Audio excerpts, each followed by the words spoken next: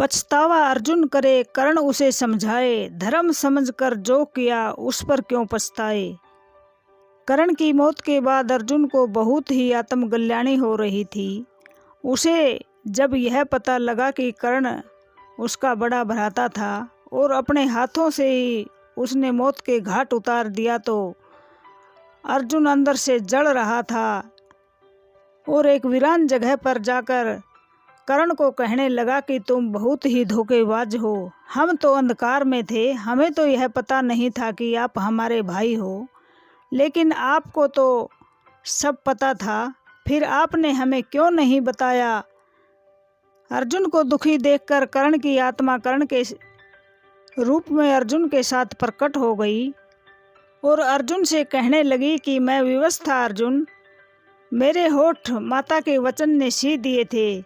कैसा वचन भ्राता श्री, अर्जुन ने कर्ण से कहा, मैंने माता श्री को यह वचन दिया था कि मरते दम तक मैं यह भेद किसी पर भी नहीं खोलूँगा कि मैं कुंती का पुत्र हूँ और तुम सब का बड़ा भाई। जिस समय माता श्री ने मुझे बताया कि मैं इस संसार में अकेला नहीं हूँ बल्कि तुम सब का बड़ा भाई हूँ, मेरे 5 अनुज हैं, उस समय मेरे मन की स्थिति को तुम क्या जानो अनुज, तुम क्या जानो कि उस समय मेरे मन की दशा क्या थी। मैंने माता श्री को यह आश्वासन भी दिया कि युद्ध के बाद उनके 5 पुत्र अवश्य जीवित रहेंगे, चाहे वह 5 कोई भी हों। मैं जानता था अनुज, उनके पुत्रों में से जो कम होगा वह मैं ही हूँगा। फिर अर्जुन ने कर्ण से कहा कि आप क्यों भ्राता श्री, मैं क्यों नहीं या कोई और क्यों नहीं।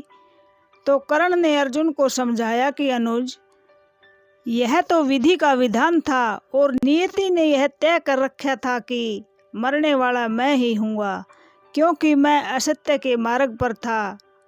यह सब जानते हुए मैं असत्य को छोड़ नहीं सका, मैं विवश था अनुज।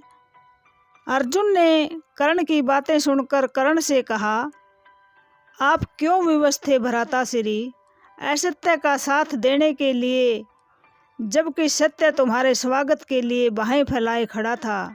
सत्य की बाहें मुझसे इतनी दूर थी जिन्हें मैं देख भी नहीं पा रहा था। मैं तो दुर्योधन की निष्ठा की डोर में से बंधा हुआ था और उसकी मित्रता की उंगली थामे अपनी आंख मूंद कर उस राह पर चल रहा था जिसका अंत वही था जहां हुआ। वहां से जीवित लौटने की उम्मीद थी ही नहीं अनुज, वहां से तो केवल मेरी आत्मा ही लौट सकती थी।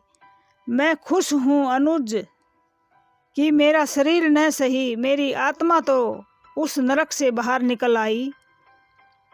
आप बहुत ही स्वार्थी हो भ्राता श्री, आप अपने उद्धार के लिए आपने मुझे शोक और पीड़ा के द्वार पर ऐसा धकेला कि मैं जीवन भर अपने अंतिम सांस लेने तक जलता रहूँगा, सुलगता रहूँगा। क्या मैं अपने दुख से कभी बाहर आ सकूँगा कि मैंने अपने ही हाथों से आपका वध किया है, मैं आपका हत्यारा हूँ भ्राता श्री। तब कर्ण ने अर्जुन को समझाया कि तुमने मेरी हत्या नहीं की है अनुज, तुम्हारे ही हाथों ने मुझे नहीं मारा बल्कि तेरे हाथों से मैंने अपनी मृत्यु चाही थी। तुम्हारे हाथों से पाई हुई मृत्यु ही तो मेरी मुक्ति का द्वार खोल सकती थी अनुज। मुझसे पूछो कि आज मैं कितना खुश हूँ अर्जुन कि मेरी मृत्यु तुम्हारे हाथों। और कर्ण भगवान कृष्ण को भी याद करते हुए कहने लगे कि तुम्हारे हाथों से और कृष्ण के सामने मेरी मृत्यु हुई, मैं तो धन्य हो गया अनुज, धन्य हो गया। मेरी मृत्यु संसार के सबसे महान योद्धा के हाथों हुई। अगर मुझे तुम्हारे सिवाय और कोई मारता तो मुझे अपने जीवन से तो निराशा थी ही, मृत्यु से भी निराशा होती।